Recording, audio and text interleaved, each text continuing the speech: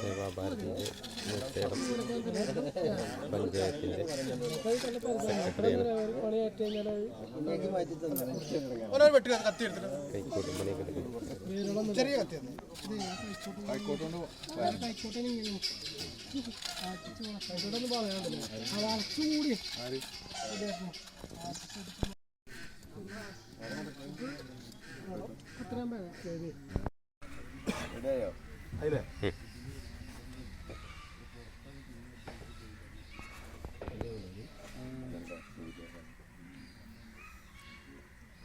അങ്ങനെയല്ല ഇങ്ങനെയൊക്കെ പറയില്ലാണ്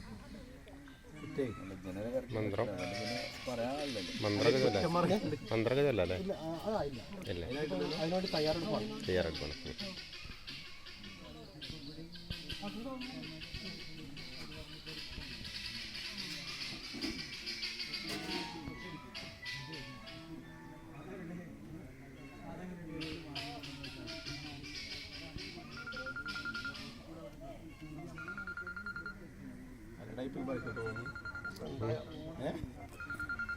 അടിപൊളിയായിക്കോട്ടെ.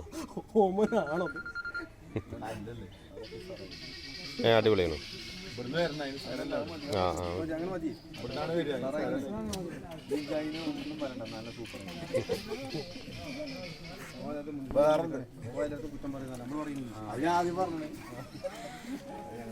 അങ്ങനെ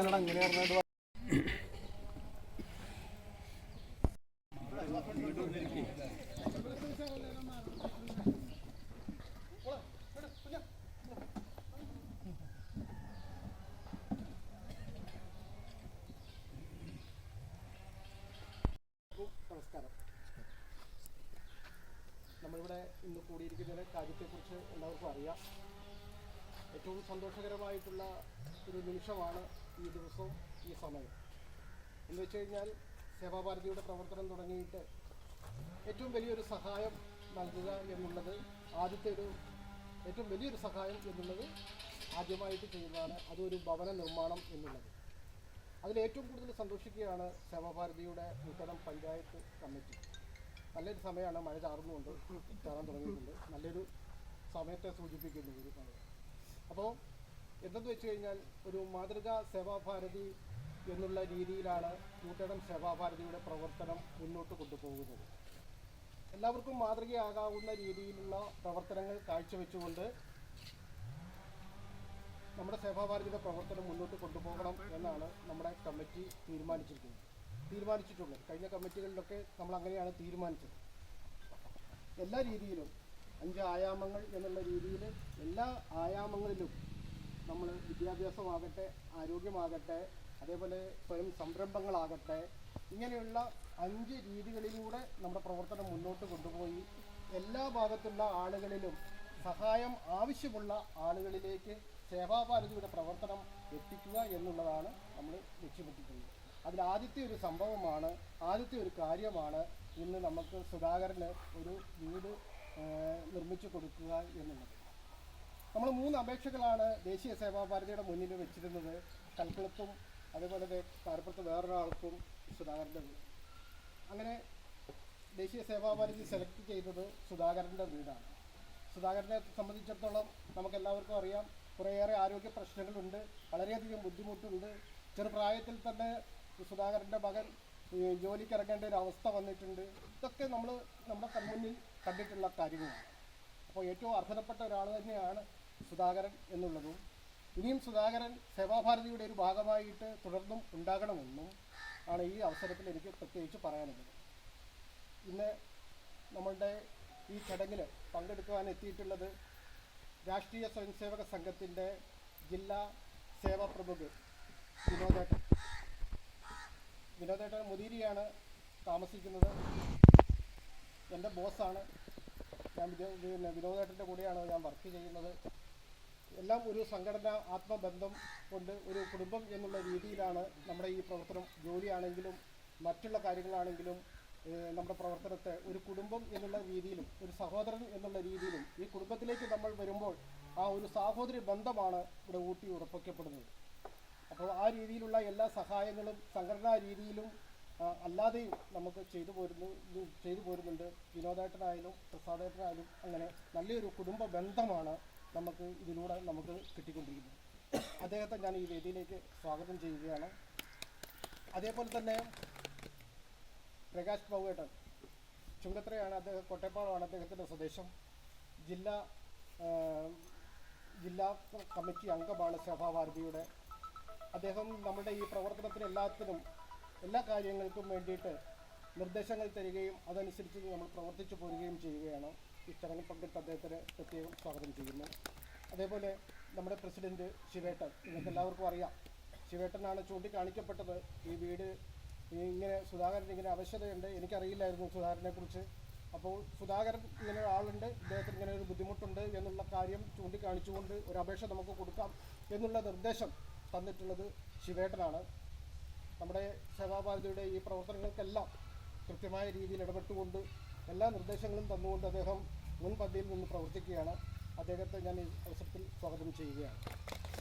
അതേപോലെ തന്നെ ഇവിടെ വന്നിട്ടുള്ള നമ്മുടെ BJPയുടെ പഞ്ചായത്ത് പ്രസിഡന്റ് സുരേഷേട്ടൻ, സെക്രട്ടറി കൃഷ്ണേട്ടൻ, രതീഷ്, എല്ലാവരെയും ഓരോരുത്തരുടെ പേരെടുത്ത് ഞാൻ വിളിക്കുന്നില്ല, പുഷ്പരായേട്ടൻ ഓടിച്ചതാണ്. എല്ലാവരെയും ഞാൻ ഒറ്റ വാക്കിൽ സ്വാഗതം പറഞ്ഞുകൊണ്ട് ഈ സേവാഭാരതിയുടെ കാര്യങ്ങളെക്കുറിച്ചും തലചായ്ക്കാനൊരിടം എന്നുള്ള പദവിയെക്കുറിച്ചും രണ്ട് വാക്ക് സംസാരിക്കുന്നതിന് വേണ്ടിയിട്ട് വിനോദേട്ടനെ ക്ഷണിക്കുക.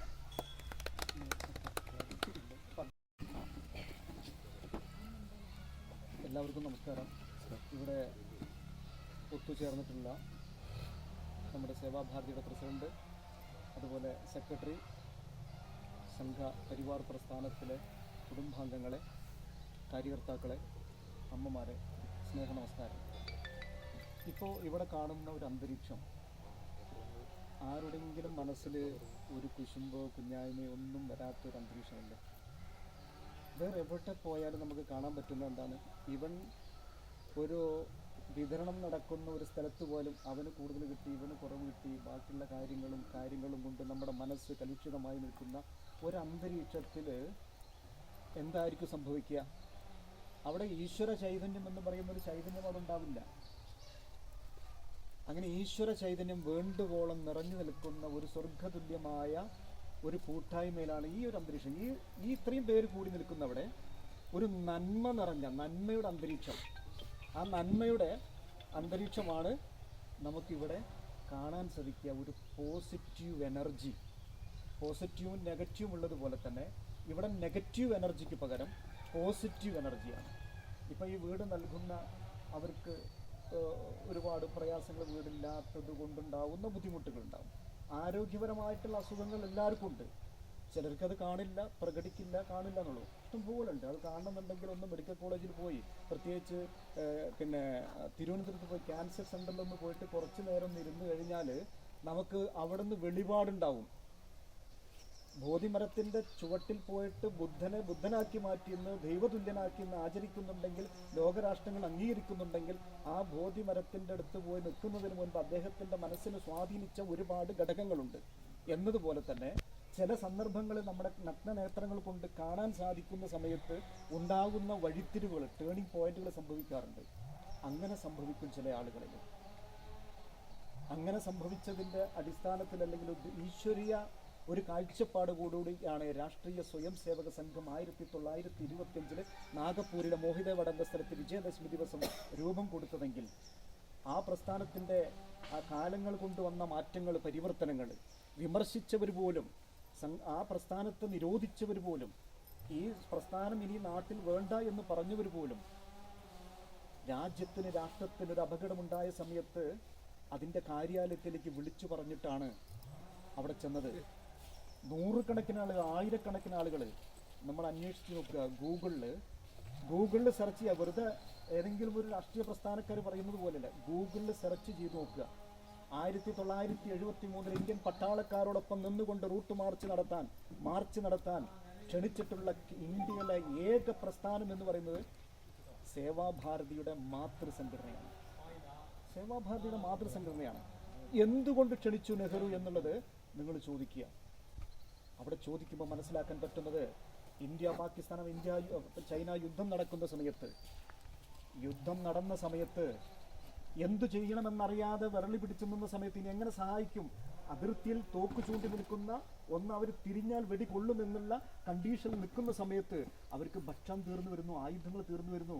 അവിടേക്ക് എത്തിച്ചു കൊടുക്കാൻ സൈന്യത്തിന്റെ അപര്യാപ്തത കണ്ടുകൊണ്ട് നെഹ്റു രാഷ്ട്രീയ സ്വയം സേവക സംഘത്തിന്റെ നാഗ്പൂരിലെ കാര്യാലയത്തിലേക്ക് വിളിച്ചു.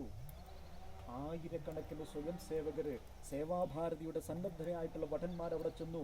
ഒരാളും പറഞ്ഞില്ല. അപ്പോൾ അതിന്റെ സർസംഘചാലകായ ഗുരുജി ഗോൾവർക്കർ പറഞ്ഞു, നമ്മുടെ ദൗത്യം ഇന്നതാണ്. ആ വന്നവർ അച്ഛനും അമ്മയും മക്കളും മരുമക്കളും ഒന്നുമില്ലാത്തവരല്ല, അസുഖമില്ലാത്തവരുമല്ല, മറിച്ച് അവരോട് പറഞ്ഞു ഇന്ന ആയുധവും അതുപോലെ ഈ ഭക്ഷണ സാധനങ്ങളും ഇന്ന കേന്ദ്രങ്ങളിൽ എത്തിക്കണമെന്ന് പറഞ്ഞപ്പം ആ കേട്ടവർക്കും അവിടെ നിന്നവർക്കും അറിയാം, ചിലപ്പോൾ അവിടേക്ക് എത്തുന്ന സമയത്ത് ശബ്ദം കേൾക്കുന്ന സ്ഥലത്തേക്ക് വെടിയുണ്ട തുറച്ചു കയറുമ്പോൾ നെറ്റിയിലേക്കോ നെഞ്ചിലേക്കോ എന്ന ഓർമ്മയോടുകൂടി മരിച്ചാലും ശരി രാജ്യത്തിന്റെ നന്മയ്ക്ക് വേണ്ടി മുന്നോട്ട് പോകുമെന്ന പ്രേരണ അവർക്ക് കിട്ടിയതിന്റെ അടിസ്ഥാനത്തിൽ ഞാൻ മരണപ്പെട്ടാൽ എന്ത് കിട്ടുമെന്ന് അവർ ചോദിച്ചില്ല. എഗ്രിമെന്റ് ഉണ്ടാക്കിയിട്ടല്ല പോയത്. ഇന്ന് ശ്രീകൃഷ്ണ ജയന്തിക്ക് വരണമെങ്കിൽ പോലും ചിന്തിക്കും എനിക്കെന്ത് കിട്ടുമെന്നുള്ളത്. തന്റെ പൗരാവകാശം നടപ്പിലാക്കാൻ പോലും പണം കൊടുക്കേണ്ട ആവശ്യം വരുന്നു. ആ മൗലിക ബോധം പോലും നഷ്ടപ്പെട്ടുകൊണ്ടിരിക്കുന്ന ഈ സാക്ഷരത കേരളം കൊണ്ടുണ്ടാക്കിയിട്ടുള്ള ആ പരിവർത്തനം എന്താണെന്നുള്ളത് നമ്മൾ ആലോചിക്കണം. അങ്ങനെ പിന്നീട് നടന്ന യുദ്ധത്തിൽ പട്ടാളക്കാരിടത്തേക്ക് ഭക്ഷണപ്പൊതിയും അതുപോലെ ആയുധങ്ങളും എത്തിക്കുന്ന സമയത്ത് സേവാഭാരതിയുടെ മാതൃസംഘടനയുടെ കാര്യകർത്താക്കൾ അവിടെ എത്തുമ്പോൾ പലരുടെയും നെഞ്ചിലൂടെയും അതുപോലെ കണ്ടത്തിലൂടെയും വെടിയുണ്ടകൾ ചീറിപ്പാഞ്ഞപ്പോൾ ഭാരത് മാതാ കി ജയ് എന്ന് ഭഗത് സിംഗും ചന്ദ്രശേഖർ ആസാദും മരണത്തിന് മുന്നിൽ കണ്ടുകൊണ്ട് വിളിച്ചതുപോലെ തന്നെ അവരും വിളിച്ചു. ഭാരത് മാതാ കി ജയ് എന്ന് വിളിച്ചുകൊണ്ട് പടഞ്ഞു മരിച്ചു. എന്നാലും അവശേഷിക്കുന്ന കുറച്ചുപേരുടെ ഭക്ഷണവും ആയുധവും കൊണ്ട് അവിടെ പട്ടാളക്കാരുടെ എത്തിച്ചുകൊണ്ട് അവരുടെ അവരുടെ മനസ്സിന് ഇരട്ടി കരുത്ത് നൽകിക്കൊണ്ട് ആ പിറ്റേന്നട യുദ്ധത്തിൽ വിജയം കൈവരിച്ചു വന്നു. അതേപോലെ തന്നെ സൈന്യത്തിന്റെ അഭാവം കൊണ്ട് പ്രധാനപ്പെട്ട നഗരങ്ങൾ ബോംബെ, കൽക്കട്ട, അതുപോലെ അങ്ങനെയുള്ള പ്രധാന ഡൽഹി ഇതുപോലുള്ള നഗരങ്ങളിൽ അതിന് ട്രാഫിക് നിയന്ത്രണം ഏർപ്പെടുത്തിയിരുന്നത് രാഷ്ട്രീയ സ്വയം സേവക സംഘത്തിന്റെ ഗണവേഷം ധരിച്ച സ്വയം സേവകരായിരുന്നു. സേവാഭാരതിയുടെ മാതൃസംഘടനയുടെ കാര്യകർത്താക്കളായിരുന്നു. ഇത് ചരിത്ര സത്യമാണ്. ഇത് കണ്ട അന്നത്തെ പ്രധാനമന്ത്രി നെഹ്റു രാഷ്ട്രീയ സ്വയം സേവക സംഘത്തിന്റെ പട്ടാളക്കാരോടൊപ്പം മാർച്ച് ചെയ്യാൻ അതേ ഗണവേഷം ധരിച്ചവിടെ വിളിച്ചിരുന്നുണ്ടെങ്കിൽ സേവനമെന്ന് പറയുന്ന ആ മനസ്ഥിതി കൊണ്ടാണ്. അത് കഴിഞ്ഞതിന് ശേഷം പട്ടാള ഉദ്യോഗസ്ഥന്മാരും ബാക്കിയുള്ളവരൊക്കെ പങ്കെടുത്തവരൊക്കെ വിളിച്ചുകൂട്ടിയ ആ സന്ദർഭത്തിൽ അന്നത്തെ സർസംഘചാലകായിരുന്ന സംഘത്തിന്റെ പരമോന്നത അധികാരിയായിരുന്ന ഗുരുജി ഗോൾവർക്കറോട് ചോദിച്ചു.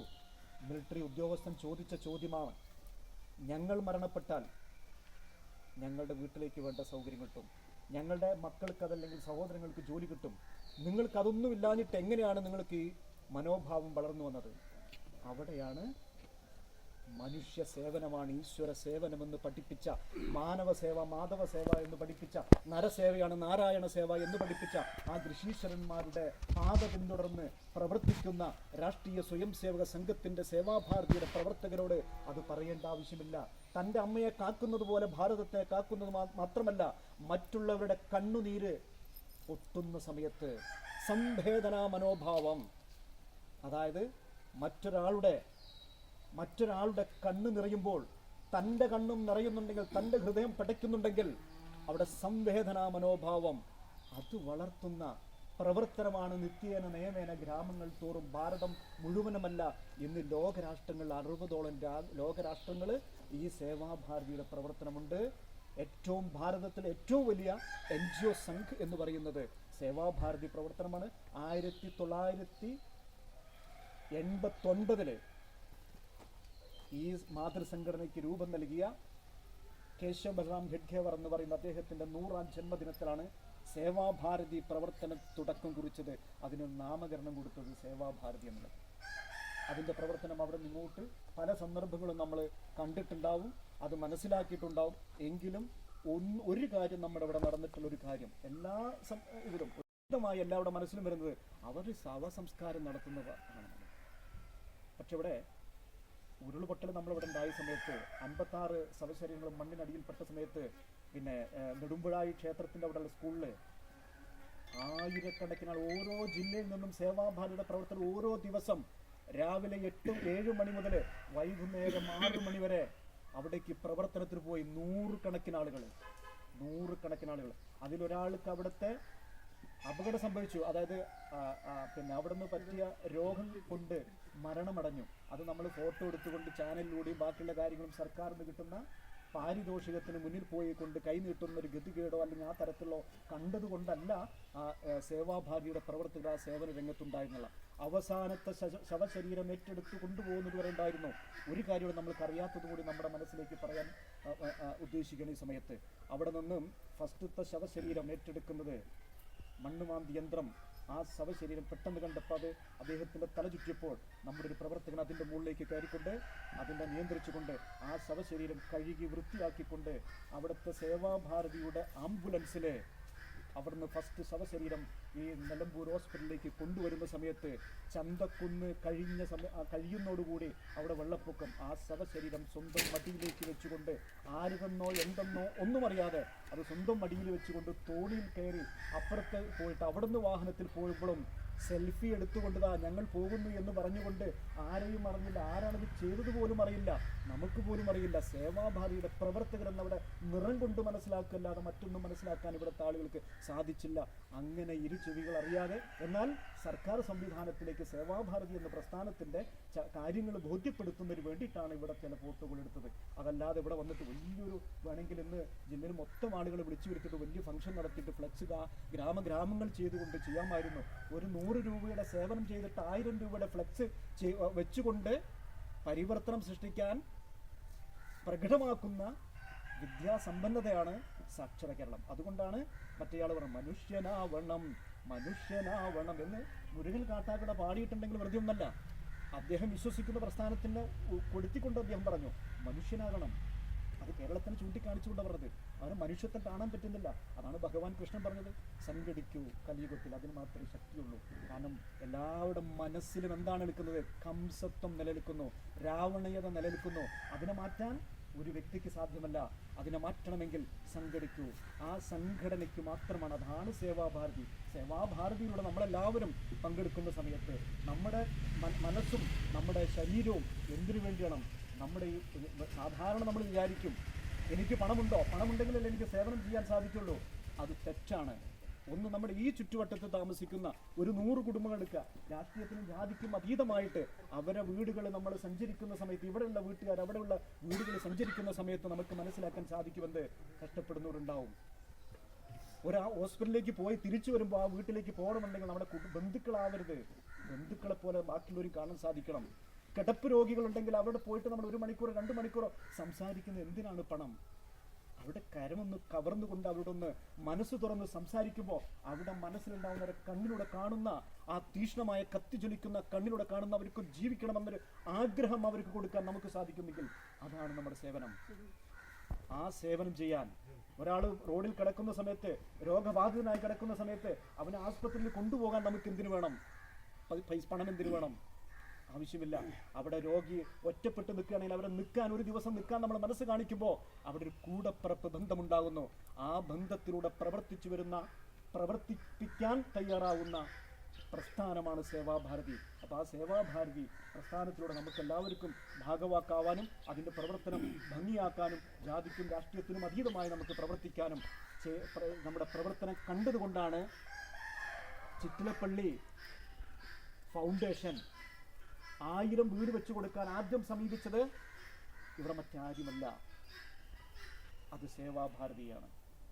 അവരുടെ കരങ്ങളിലൂടെ അത് ഒരിക്കലും പാഴായി പോവില്ല. 1 രൂപ പോലും, അതൊരു ട്രാവലിങ്ങിന് പോലും അവർ പൈസ എടുക്കില്ല, ഭക്ഷണത്തിന് പോലും പൈസ എടുക്കില്ല എന്ന് ഉത്തമ ബോധമുള്ള ചിറ്റിലപ്പള്ളി സേവാഭാരതി എത്തിച്ചു. അതിൻ്റെ തുടക്കം എന്നുള്ള 8 വീടുകളാണ് മലപ്പുറം ജില്ലയിലുള്ളത്. 102 വീടാണ് ഈ ഫസ്റ്റ് ഗഡു എന്നുള്ള കിടക്കുന്നത്. ഇനി 1000 വീടിൻ്റെ പ്രവർത്തനമായിട്ട് മുന്നോട്ട് പോവുകയാണ്. ഇതിനു മുമ്പ് ഒരു 6 മാസം മുൻപ് നമ്മൾ പത്രത്തിലൂടെ കണ്ടിട്ടുണ്ടാവും. ഭൂദാനം പദ്ധതി കൂടെ 5-6 ഏക്കറിലൂടെ കൊടുത്തിരിക്കുന്നു. 82 കുടുംബത്തിന് വീട് വെക്കാനുള്ള 5 സെൻറ്റ് സ്ഥലം വെച്ചിട്ട് ഭൂദാനം പലരൊന്നും വാങ്ങി അവർക്ക് കൊടുത്തു. സേവാഭാരതി ആസ്തികളും അതും കൊടുത്തു. ആ തരത്തിൽ കാര്യങ്ങൾ വെച്ചു. ഇങ്ങനെ സമൂഹത്തിൽ സങ്കടങ്ങൾ മോചിപ്പിക്കുന്നതിന് വേണ്ടിയിട്ടുള്ള പ്രവർത്തനം. ഇനി ഭാരതത്തിൽ മുഴുവൻ 100 വർഷം തികയുന്ന മാതൃസംഘടന പ്രവർത്തനത്തിന് സാക്ഷ്യം വഹിച്ചുകൊണ്ട് ഭഗവാൻ കൃഷ്ണൻ എങ്ങനെയാണോ നിശബ്ദനായി നിന്ന തലതിച്ചു വീണ അർജുനന് തൻ്റെ വിരാട രൂപം കാണിച്ചു കൊടുത്തത്, അതുപോലെ 100 വർഷം കഴിയുന്ന രാഷ്ട്രീയ സ്വയം സേവക സംഘം നമ്മുടെ പ്രവർത്തകർക്കും അതുപോലെ സമാജ പ്രവർത്തനത്തിന് അക്ഷീണം പ്രവർത്തിക്കുന്നവർക്ക് ആ വിരാട രൂപം കാണിച്ചു കൊടുക്കാൻ തീരുമാനിച്ചു. അങ്ങനെ അഖില ഭാരതീയ അടിസ്ഥാനത്തിൽ ഓരോ സ്ഥലത്തും ഓരോ ഗ്രാമം ദത്തെടുത്തുകൊണ്ട്, അതിന് പബ്ലിസിറ്റി ഇല്ല, അവിടെ ബോർഡ് വെക്കില്ല, ഒന്നുമില്ല, ഓരോ ഗ്രാമം ദത്തെടുത്തുകൊണ്ട് അവിടെ സമ്പൂർണമായ പരിവർത്തനം സൃഷ്ടിക്കുന്നു. സമ്പൽ സമൃദ്ധമായ സംസ്കാരമുള്ള ചെറുപ്പക്കാരെ വളർത്തിയെടുക്കുന്നു. ഈ തരത്തിലുള്ള പദ്ധതിക്ക് സേവാഭാരതി പ്രവർത്തനം തുടക്കം കുറിച്ചു. 3 പ്രാവശ്യം അതിൻ്റെ ഇതേപോലെ ഇരുന്ന് അതിൻ്റെ കാര്യങ്ങൾ ചർച്ച ചെയ്തു. ജനുവരി മുതൽ അത് വ്യാപൃതമാണ് ഭാരതത്തിലുടനീളം. ഒരു അടുത്ത വിജയദശമി മുതൽ പിറ്റേത്തെ വിജയദശമി വരുന്നതോടുകൂടി അതിൻ്റെ വിരാട രൂപം ഇവിടുത്തെ പ്രവർത്തിക്കുന്ന നമുക്കൊക്കെ ചില സമയത്ത് നിരാശയും സങ്കടങ്ങളും വരുന്ന സമയത്ത് അത് കാണുന്ന സമയത്ത് നിരാശയിൽ നിന്നും ഉയർന്നുകൊണ്ട് കത്തിച്ചൊലിക്കുന്ന ഒരു ദീപം പോലെ മറ്റുള്ളവർക്ക് വിളക്ക് കാണിച്ചു കൊടുക്കുന്ന, കണ്ണ് കാണിച്ചു കൊടുക്കുന്ന ഒരു പ്രവർത്തനമാക്കി മാറ്റിമറിക്കാൻ സേവാഭാരത പ്രവർത്തനങ്ങൾക്ക് നേതൃത്വം കൊടുത്തുകൊണ്ടിരിക്കുകയാണ്. അപ്പം അതിലെല്ലാവർക്കും നമുക്കിവിടെ വരാനും ഇതിൽ ഭാഗവാക്കാവാനും ഈ ഈശ്വരീയ കാര്യത്തിൽ നമുക്കെല്ലാവരും പങ്കാളിയാണ്. കൊടുക്കുന്നവൻ വലുതും വാങ്ങുന്നവൻ ചെറുതുമല്ല. നമുക്ക് ഏത് നിമിഷം വരെ ജീവിച്ചിരിക്കുമെന്ന് എഗ്രിമെന്റ് പറയാൻ ആർക്കും പറ്റുമോ? ഒരാൾക്കും പറ്റില്ല. അഹങ്കാരം തലയ്ക്ക് പിടിക്കും, പണവും സ്വാധീനമുള്ളപ്പോൾ.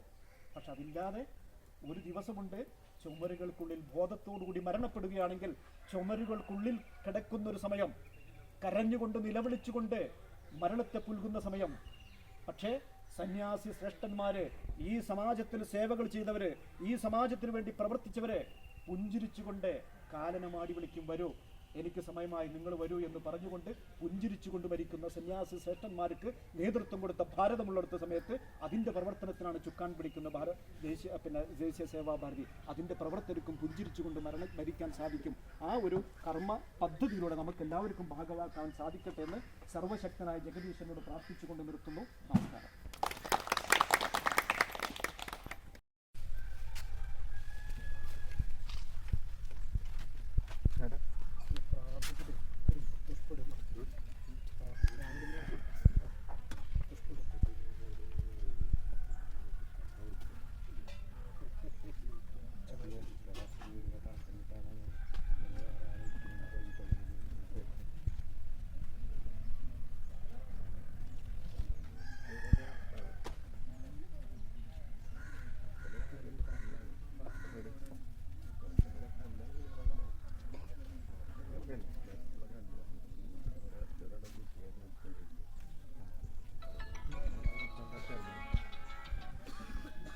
എടുത്തി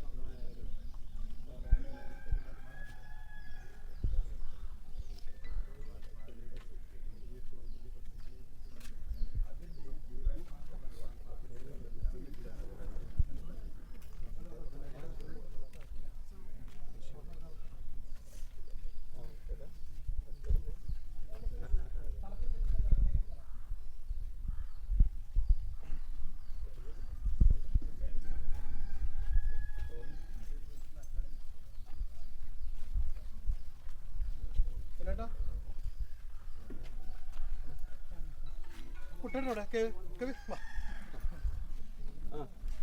എവിടെ പനപ്പറ്റക്കൊന്ന് ഉപയോഗിച്ചു നിങ്ങളെ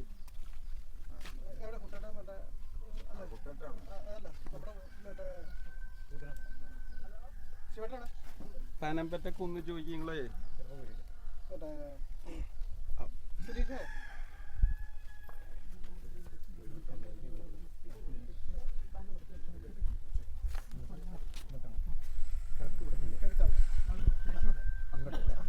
അവിടെ ഇറങ്ങി സുധാകരൻ അവിടെ അല്ല അങ്ങോട്ട്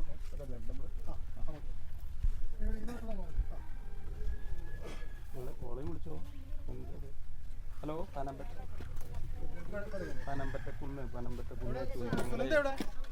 സുനന്ദ അത്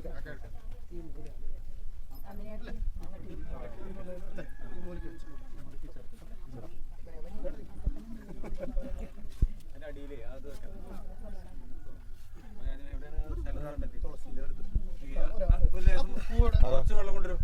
ലേശം വെള്ളം ഒരു ഗ്ലാസ്സിൽ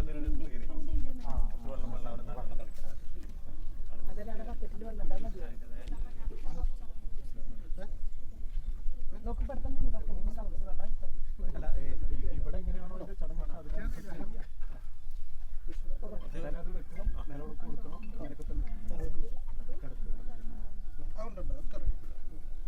കുറച്ച് വെള്ളം കിട്ടിയാ പാട്ടയിലെടുക്കി കുറച്ച് കൊടുത്താൽ മതി, കുറച്ച് മതി, കുറച്ച് മതി. അത് കൊടുത്താൽ കിട്ടിയോ? ആ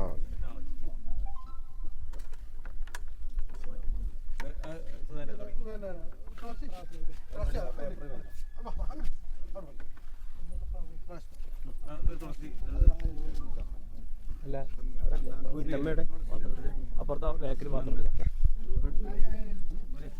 ചെല്ലേ ഇങ്ങോട്ട് മുന്നിക്ക് അങ്ങോട്ട് ചെല്ലേ മടിച്ചു നിൽക്കല്ലേ ചെല്ലി ചടങ്ങല്ലേ അങ്ങോട്ട് ചെല്ലേ അവിടെ ബേക്കറി ആ ഒരു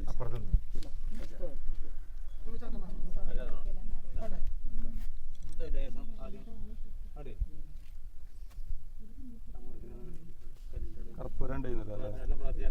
കർപ്പൂരല്ലേ?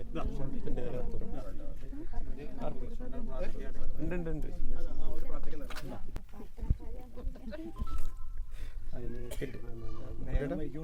കർപ്പൂരം കത്തിക്കണം. ഓണാക്കിയ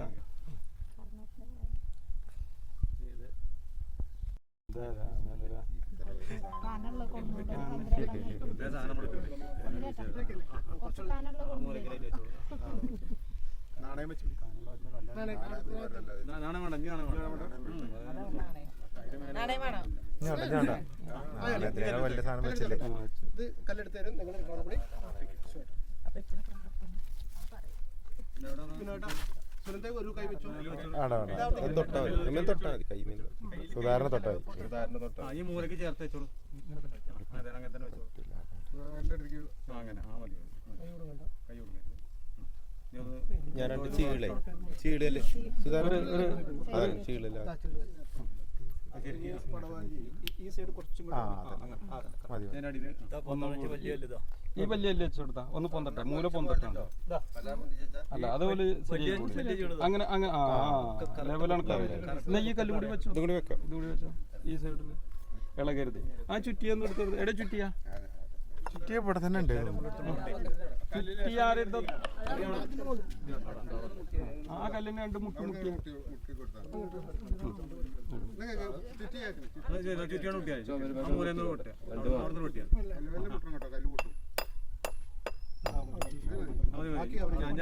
ആ കല്ലിനെ ഇവിടെ അടുപ്പിച്ചേക്ക്, ഇങ്ങനെ ചെതറി കിടക്കണം.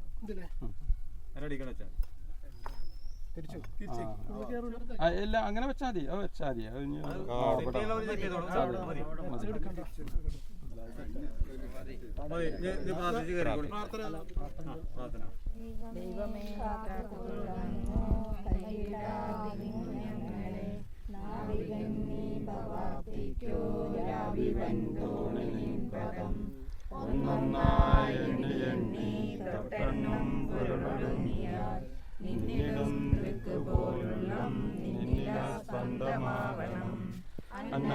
അന്നവസ്ത്രാദിമുട്ടാതെ തന്നു രക്ഷിച്ചു ഞങ്ങളെ ധന്യരാക്കുന്ന നീയുന്നു തന്നെ ഞങ്ങൾക്കു തമ്പുരാൻ. ആഴിയും തിരയും കാറ്റും ആഴവും പോലെ ഞങ്ങളും മായയും നിൻ മഹിമയും നീയുമെന്നുള്ളിലാകണം. നീയല്ലോ സൃഷ്ടിയും സൃഷ്ടാവായതും സൃഷ്ടികാലവും നീയല്ലോ ദൈവമേ സൃഷ്ടിക്കുള്ള സാമഗ്രിയായതും നീ സത്യവും ജ്ഞാനമായും മായാവിനോദനും നീയല്ലോ മായയെ നീക്കി സായുജ്യം ബഹുമാനനും നീ സത്യം ജ്ഞാനമാനന്ദം നീ തന്നെ വർത്തമാനവും ഭൂതവും ഭാവിയും അകവും പുറവും തിങ്ങും മഹിമവാർന്ന നിൻ പദം പുകഴ്ത്തുന്നു ഞങ്ങളങ്ങനെ ഭഗവാനെ ജയിക്കുക ജയിക്കുക മഹാദേവാദീനാനപരായണ ജയിക്കുക ചിദാനന്ദ ദയാസിന്ധോ ജയിക്കുക ആഴമേറും നിൻ മഹസ്സാൽ ആഴിയിൽ ഞങ്ങളാകവേ ആഴണം വാഴണം നിത്യം വാഴണം വാഴണം സുഖം ആഴണം വാഴണം നിത്യം വാഴണം വാഴണം സുഖം ആഴണം വാഴണം നിത്യം വാഴണം വാഴണം സുഖം. ചായ ഉണ്ട്, ചായ കുടിച്ചിട്ട് എല്ലാവരും പോകാം. അമ്മമാരെ ഒക്കെ